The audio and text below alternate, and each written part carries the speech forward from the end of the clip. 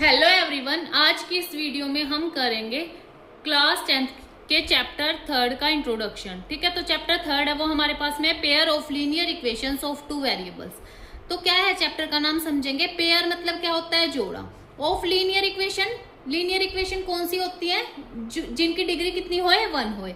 Of two variables, तो variables क्या हो जाएंगे हमारे पास में, एक्स वाई ए बी, कुछ भी हो सकते हैं, हम कुछ भी ले सकते हैं। ठीक है, तो जो इनकी स्टैंडर्ड फॉर्म होती है वो होती है a1x प्लस में b1y plus c1 is equal to 0, a2x plus b2y plus c2 is equal to 0।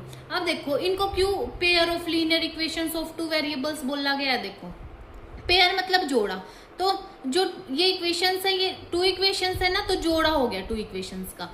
Of linear equation, देखो इनकी लीनियर इक्वेशन कौन सी होती है, जिनकी डिग्री 1 हो। तो देखो x की जो पावर है वो 1 है, यहाँ y की पावर भी क्या है, 1 है। सेकंड इक्वेशन में भी देखो x और y दोनों की पावर क्या है, 1 1 है। तो लीनियर इक्वेशन होगी हमारे पास में, क्योंकि जिसकी डिग्री कितनी हो जाएगी, 1 हो जाएगी, तो वो लीनियर इक्वेशन होती है। ऑफ टू वेरिएबल्स, देखो दोनों इक्वेशंस हैं, उनमें वेरिएबल्स कितने हैं, 2 हैं, एक्स वाई है ना दोनों में, तो इसलिए इन्हें क्या बोला गया है, pair of linear equations of two variables.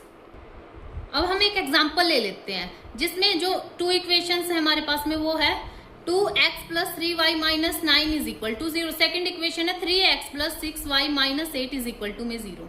अब हम किसकी वैल्यूज निकाल सकते हैं, स्टैंडर्ड फॉर्म के साथ कंपैरिजन करके a1 b1 c1 a2 b2 c2 की वैल्यूज निकाल सकते हैं। कैसे, जैसे कि ये ले लो फर्स्ट इक्वेशन है, ये क्या है सेकेंड इक्वेशन। तो फर्स्ट इक्वेशन है उसका कंपैरिजन फर्स्ट इक्वेशन के साथ ही करेंगे, इस वाली फर्स्ट इक्वेशन है जो है। सेकंड इक्वेशन का कंपैरिजन इस इक्वेशन के साथ करेंगे जो सेकंड इक्वेशन है स्टैंडर्ड फॉर्म की। ठीक है, तो देखो यहाँ x है, ठीक है, यहाँ भी x है, यहाँ भी x है ना। तो x के साथ जो कोफिशिएंट होएगा वो कितना है, a1। तो a1 की वैल्यू जो यहाँ x के साथ कोफिशिएंट है वो हो जाएगी a1 की वैल्यू। तो a1 की वैल्यू कितनी होगी, 2 हो गई हमारे पास में। वैसे ही y के साथ कंपैरिजन करेंगे, दोनों में क्या क्या है, b1 है 3 है, तो b1 की वैल्यू कितनी हो जाएगी, 3 हो जाएगी। वैसे ही जो बच्चा कांस्टेंट टर्म, वो यहाँ क्या है c1, यहाँ क्या है -9, जो साइन है वो साथ में लेके चलना है। यहाँ प्लस प्लस था इसलिए हमने कोई साइन नहीं लगाया, सीधा 2 और 3 ही लिख दिया। लेकिन यहाँ -9 है तो -9 लेके चलेंगे हम। c1 की वैल्यू कितनी हो जाएगी, -9। एज इट इज हम कंपैरिजन कर लेंगे सेकंड वाली इक्वेशन का इस इक्वेशन के साथ में, है ना। तो हमारे पास में वैल्यूज आ जाएगी, a2 की कितनी आ गई 3, b2 की कितनी आ गई 6, और जो c2 है उसकी कितनी आ गई वैल्यूज, -8। तो ये हमारे पास में सारी वैल्यूज आ गई, a1 b1 c1 a2 b2 c2। जो नेक्स्ट टॉपिक है वो है हमारा solution of pair of linear equations in two variables. तो हमने क्या करना है, जो भी हमारे पास में ये लीनियर इक्वेशंस दी गई हैं, इनका क्या करना है, सॉल्यूशन करना है हम। तो जो सॉल्यूशन कर सकते हैं हम 2 मेथड से कर सकते हैं। एक तो होता है हमारे पास में ग्राफिकल मेथड, ठीक है, और सेकंड होता है अलजेब्रिक मेथड। ठीक है, अब अलजेब्रिक मेथड है उसके वैसे तो 3 टाइप्स होते हैं, लेकिन जो आपका सिलेबस है उसमें ओनली 2 टाइप्स करने हैं हमने। तो फर्स्ट है जो अलजेब्रिक मेथड का टाइप, वो है सब्स्टिट्यूशन मेथड, इलिमिनेशन मेथड। जो ये मेथड है तीनों, graphical method, substitution method, elimination method, इनको हम डिटेल में आगे एक्सरसाइज में करेंगे। अब नेक्स्ट है वो हमारे पास में ये टेबल है। ये टेबल बहुत ज्यादा इंपॉर्टेंट है, कुछ ना कुछ इस टेबल में से एग्जाम में जरूर कुछ ना कुछ पूछा ही जाता है हमेशा। तो चलिए इस टेबल को समझते हैं। देखो अब हमारे पास में जो वैल्यूज निकाली थी हमने पीछे, किसकी निकाली थी, a1 b1 c1 a2 b2 c2, है ना।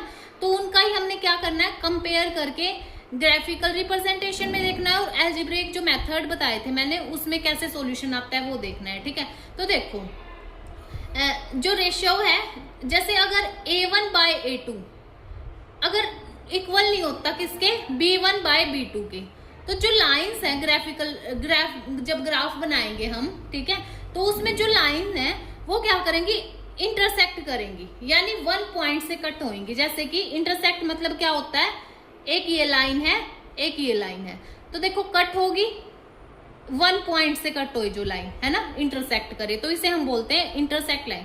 तो ग्राफिकल जब हम सॉल्यूशन करेंगे तो उसमें क्या होएगा, लाइन इंटरसेक्ट करेंगी। जब हम एल्जेब्रिक मेथड से करेंगे तो उसमें क्या देंगी, जो इक्वेशंस हैं, पेयर ऑफ इक्वेशंस हैं, वो क्या देंगी, ओनली एग्जैक्टली वन सॉल्यूशन देंगी, है ना। तो एग्जैक्टली वन, क्योंकि जितने पॉइंट से कट होती है ना वैसा ही सॉल्यूशन हमें क्या मिलता है। तो इसमें 1 पॉइंट से कटेंगी ना तो हमारे पास में क्या देगा, एग्जैक्टली वन सॉल्यूशन आएगा, ठीक है। और जो कंसिस्टेंट होगी हमारी जो इक्वेशंस कैसी होंगी, हमारे पास में कंसिस्टेंट होंगी, ठीक है। नेक्स्ट है हमारे पास में, अगर हमारे पास क्या होएगा, a1/a2 equal to b1/b2 equal to c1/c2, ये कंपैरिजन होएगा तो जो लाइन है वो क्या होएगी, कोइंसिडेंट होएगी। इसका मतलब क्या होता है, जैसे कि एक लाइन ये है, ठीक है, दूसरी लाइन भी क्या होए, इसी के ऊपर से जाए हमारे पास में, बिल्कुल।